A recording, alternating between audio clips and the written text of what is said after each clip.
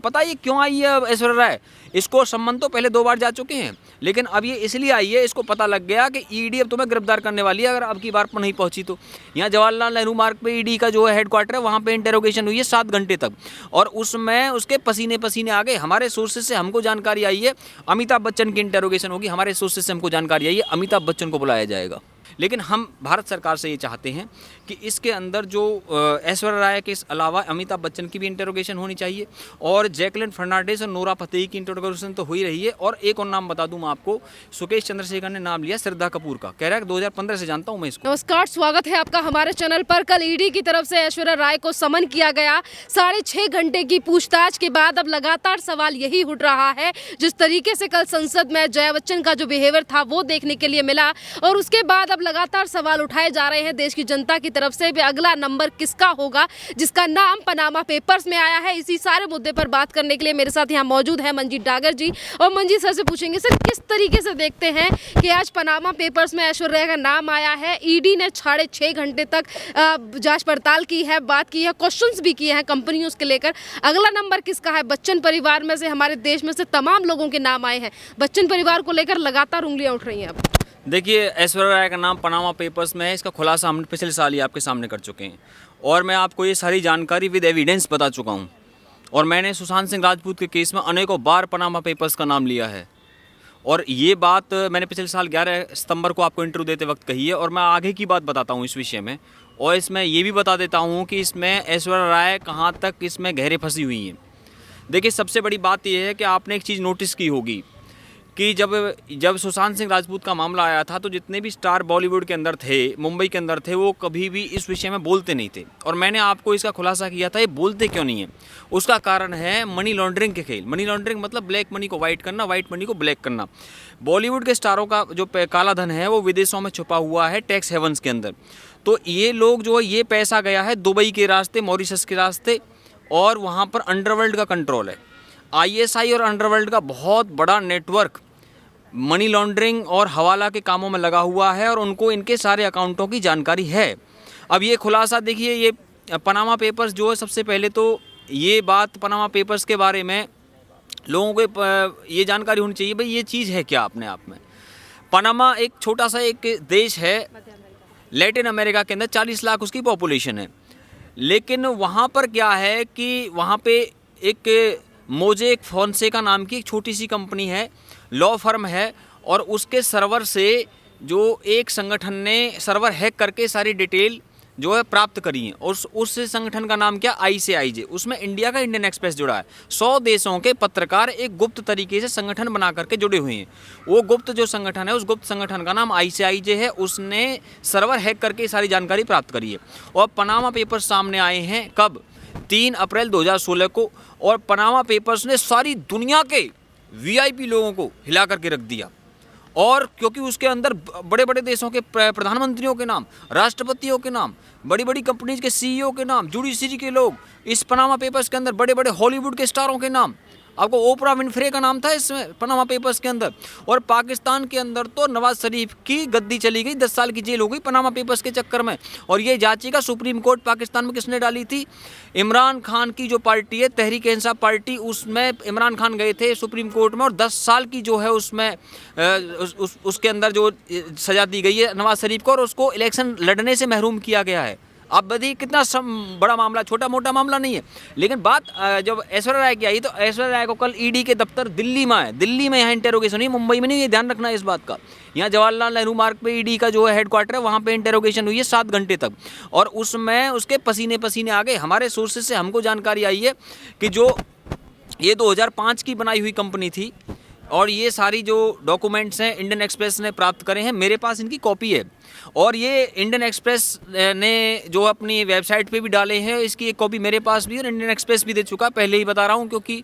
और ये कंपनी, इस कंपनी का नाम है जो कि एक, पता है इनके कोई, ये ब्लैक मनी क्यों कहा जाता है, क्योंकि इसकी कोई जानकारी भारत सरकार को ऐश्वर्या राय ने नहीं दी है इस कंपनी की, और ना रिजर्व बैंक को दी है, इसलिए काला धन कहा जाता है।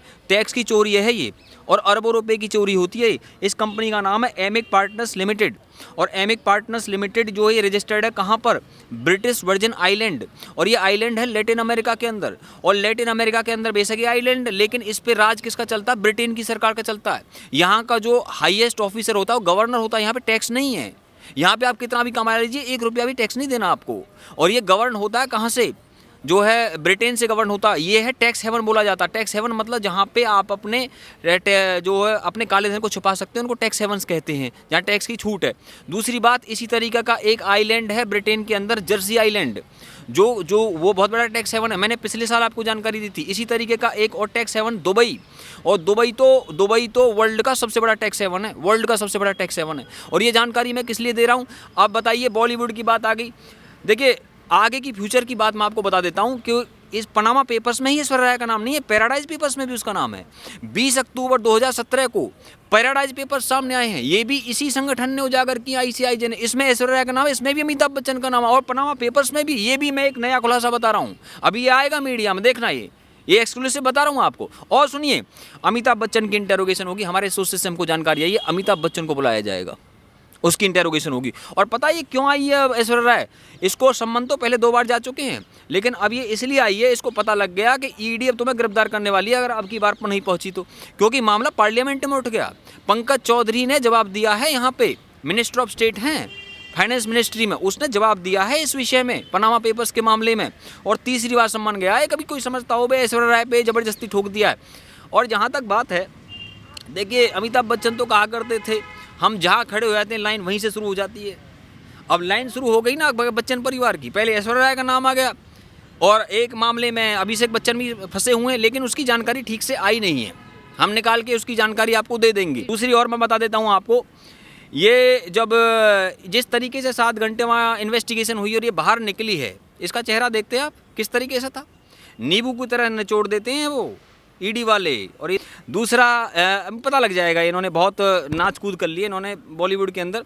दूसरा विषय इसमें ये आता है, देखिए अब आप ये कहोगे कि ये इतना काला कारोबार मुंबई में चल रहा है, ड्रग्स के काम चल रहे हैं वहाँ पे, है ना, वहाँ पे मनी लॉन्ड्रिंग के काम चल रहे हैं। और मैंने आपको ये जानकारी दी थी कि सुशांत सिंह राजपूत और दिशा सालियान के मामले में ये लोग इसीलिए नहीं बोलते थे क्योंकि ऐश्वर्या राय की ही मैनेजर दिशा सालियान थी। और ए दिल मुश्किल जो फिल्म थी, उस फिल्म का पूरा मैनेजमेंट किसने देखा है, दिशा सालियान ने देखा है, जब इसकी मैनेजर हुआ करती थी। और अभी जब ये इंडियन एक्सप्रेस ने इनके जो मैनेजर है ना, अर्चना सदानंद नाम है उसका, ऐश्वर्या राय की मैनेजर, उससे संपर्क किया, उससे कहा कि भाई इसकी जानकारी दीजिए आपने 2 नंबर से एक कंपनी बना रखी थी और इसमें पता किस किस के नाम है ऐश्वर्या राय के साथ में, इसमें डायरेक्टर्स में नाम है ऐश्वर्या राय का नाम है, उसके पिताजी का नाम है रमन्ना राय कृष्णराज का, इसके भाई का नाम आदित्य राय का, वृंदा कृष्णराज जो इसकी जो माँ है उसका नाम है, ये मेरे पास में है। और मैं तो इसका नंबर भी बता दूँ आपको, इंटरनेशनल बिजनेस कंपनी नंबर 621448। और ये मैं आपको इसका कंपनी का नंबर बता रहा हूँ, आप में ये ले लीजिए, आपकी सारी डिटेल पड़ी है, मैं उसमें जाना नहीं चाहता।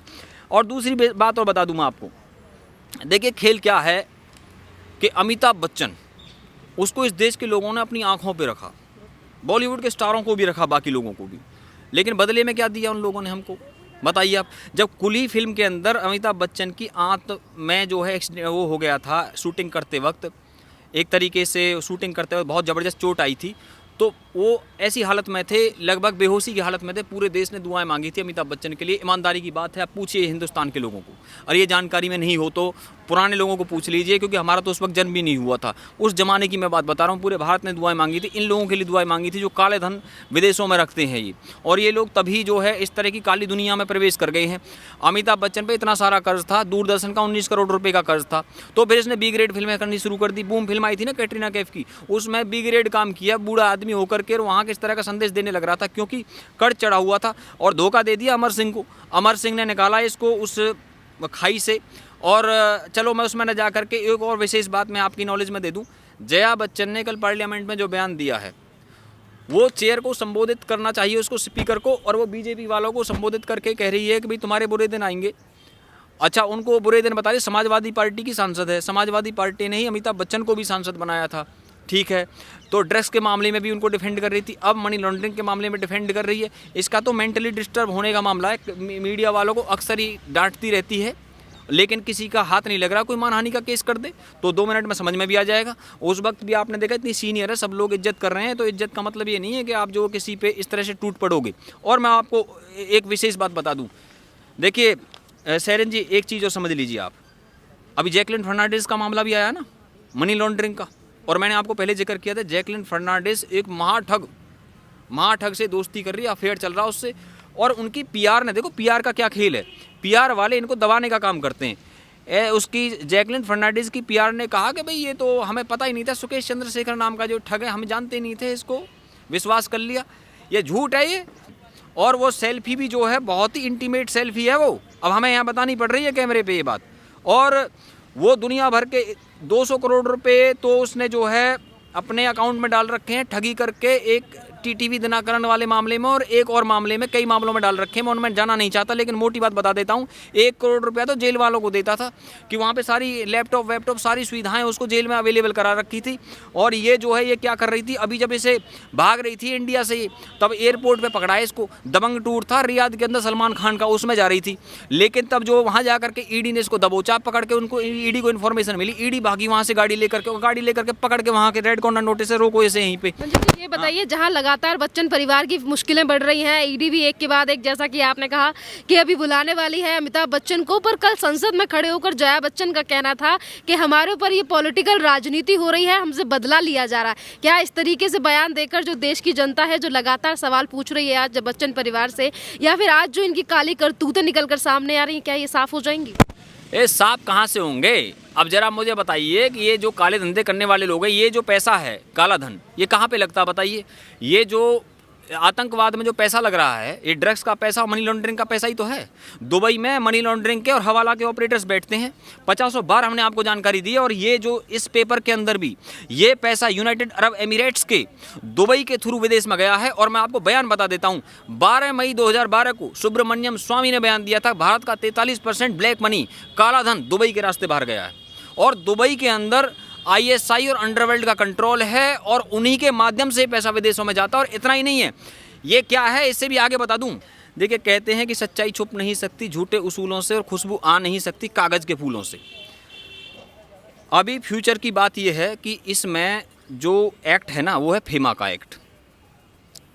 ये 1999 में बना था, लेकिन उसमें कम सज़ा थी, इसलिए भारत सरकार ने उसको 2002 में चेंज करके, अटल बिहारी वाजपेयी की सरकार थी, और PMLA नाम का कानून लेके आई, prevention of money laundering act, सज़ा को कर दिया 7 साल तक। फिर उससे भी मन नहीं भरा, लगा कि अभी ये टैक्स चोर मानेंगे नहीं। 2015 में एक भारत सरकार, जो मोदी सरकार, एक और नया कानून लेके आई, और वो ब्लैक मनी एक्ट था, उसमें सज़ा सीधे 10 साल कर दी।